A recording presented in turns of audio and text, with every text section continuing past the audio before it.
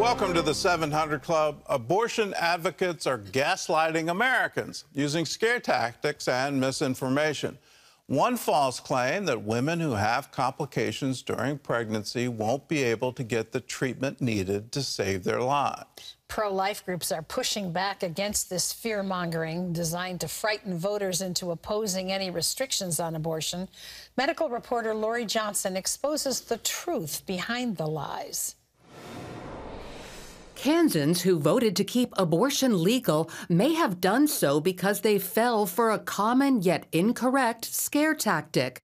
Abortion advocates in Kansas and elsewhere falsely claim doctors in states with abortion restrictions are not allowed to end a pregnancy to save the mother's life. There was patently false information that was being spread everywhere that somehow women who experienced miscarriage or ectopic pregnancy, other health conditions were somehow going to be at risk, and that was never the case. Ectopic pregnancies are most often the subject of this misinformation. An ectopic pregnancy is a rare condition when the baby begins to grow outside the mother's uterus.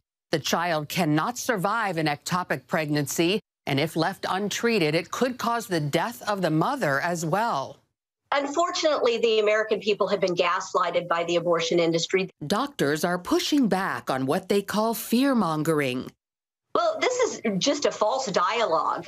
Every state that has put abortion restrictions into place has an exemption for a life-threatening condition for the mother, and many of them specifically mention ectopic pregnancy. That means if needed, doctors will end a pregnancy even in states with abortion restrictions. But it's not as common as some might think. It is hardly ever necessary to straight out perform an abortion to save a woman's life. Aside from ectopic pregnancies, there are two other primary medical conditions when a doctor anywhere in America can legally separate an unborn child from its mother: severely high blood pressure called preeclampsia, or when the water sac ruptures too early. And the reason we do that is not to intentionally kill the baby. The reason we do that is to save the mother's life. Because if we don't separate the mom and baby under those circumstances, both the mom and the baby die.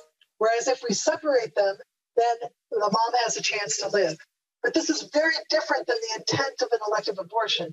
An elective abortion is done specifically for the purpose of producing a dead baby. The good news is, thanks to modern medicine, if the pregnancy is at least about 5 months along, the baby can likely survive outside the womb. So pregnant women shouldn't be afraid to seek medical attention. I really appreciate the opportunity to clarify this tremendous misinformation and scare tactic that's being done on the other side. Shame on them for scaring women who need care. So while doctors can still end pregnancies to save the mother even where abortion is restricted, it's not something widely reported in the press. I think the media has been biased in favor of abortion pretty much since 1973 at least. All of that reporting about how women will die. Somebody dies in an abortion. Media watchdogs point to a pattern. Violence against pro-life centers, pro-life advocacy group offices, vandalism at Catholic churches. These are stories that they're not interested in doing. You know, they're talking about how women will die while the pro-choice folks are throwing Molotov cocktails into offices. And they've vaguely been supportive of the idea of protesters outside the homes of Supreme Court justices who are pro-life. So while the abortion debate rages on, one thing is certain: doctors are allowed to end a pregnancy to save the mother's life, even in states with abortion restrictions, despite a misinformation campaign to the contrary.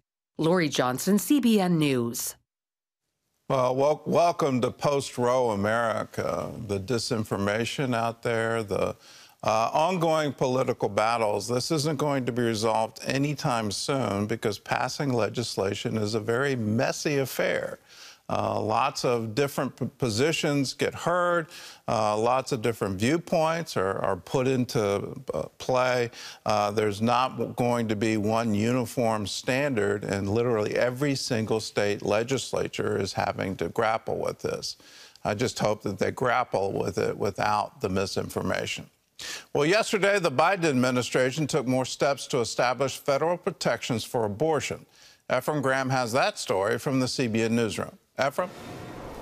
Gordon, President Biden signed an executive order Wednesday aimed at providing protections for women who travel across state lines to access an abortion.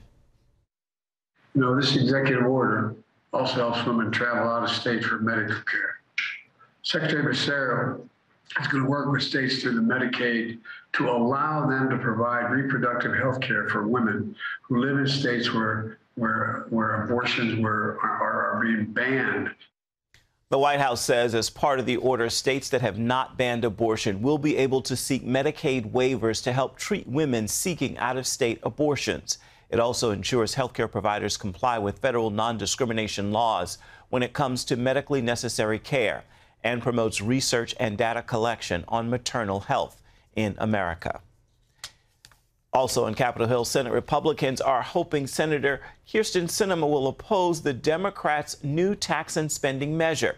The Arizona Democrat reportedly wants to trim the bill's plan for new taxes on businesses. And the Hill reports other Senate Democrats are concerned about the minimum corporate tax in the measure. Although Democrats called the bill the Inflation Reduction Act, an analysis from the widely used Penn-Wharton model says the measure will have no impact on inflation.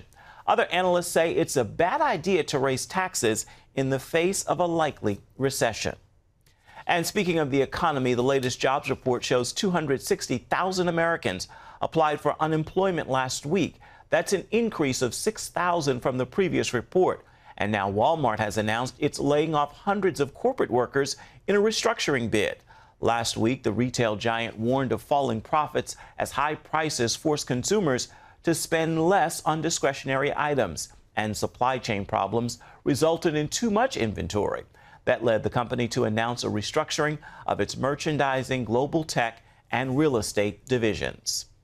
With higher prices squeezing budgets, more people are turning to credit cards to bridge the gap. That's led to a 13% increase in credit card balances in the second quarter, the biggest leap in 20 years. It's one reason household debt is at its highest level ever. CBN's Bertie Carter reports. Americans are treading water. Roughly 125 million people are living paycheck to paycheck. That's roughly 54% of the U.S. adult population. So just how bad is it? The collective U.S. household debt is one indicator, climbing past $16 trillion. That's up $312 billion from the previous quarter. With food and gas prices surging to 40-year highs, the Fed is working to bring down inflation by raising interest rates. The Federal Reserve has more work to do to bring inflation down, to bring the economy into balance. But those higher rates mean higher interest on credit cards, as new data shows American families are using their plastic to try and balance the budget. I think it says we like to spend money. Danny Kofke, author and motivational mentor at Menturo, says higher prices are forcing Americans to borrow more money.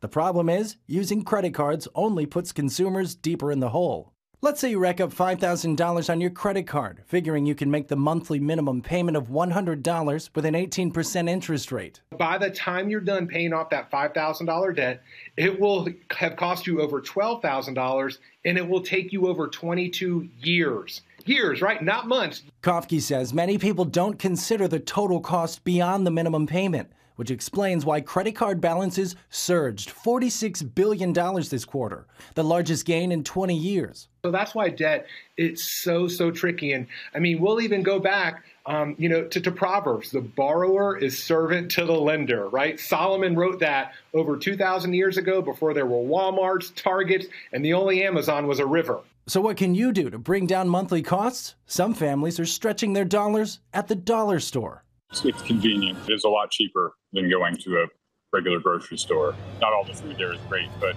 it's definitely better than not having anything. Kofke recommends getting a side hustle or even asking your boss for a raise. And we're still somewhat in the midst of the Great Resignation. So maybe ask your boss, hey, is there a way that I can do more here to get a raise? We know bosses don't want to lose employees right now. The expansion in household debt is typically followed by a sharp slowdown in spending and investment, furthering fears that a recession is imminent. Brody Carter, CBN News. In all things, count the cost. Gordon? Do more than count the cost. Don't borrow. Don't put these things on a credit card and then carry the balance. I know credit cards are very convenient. I use them every time I fill up my car. But when you carry that debt month over month, you're going to be paying interest on those purchases. And that interest charge at the end of the year, you can have your credit card company send you how much you spent in interest. And when you start seeing those numbers, I hope you recoil in horror, because that's money that's going to a bank. It's not helping your family. It's not helping you. It's not doing anything for you. If you are carrying credit card monthly debt, so you extend that month over month over month, you are paying a lot in interest, and don't do it. That kind of consumer debt always leads to a hole you never get out of.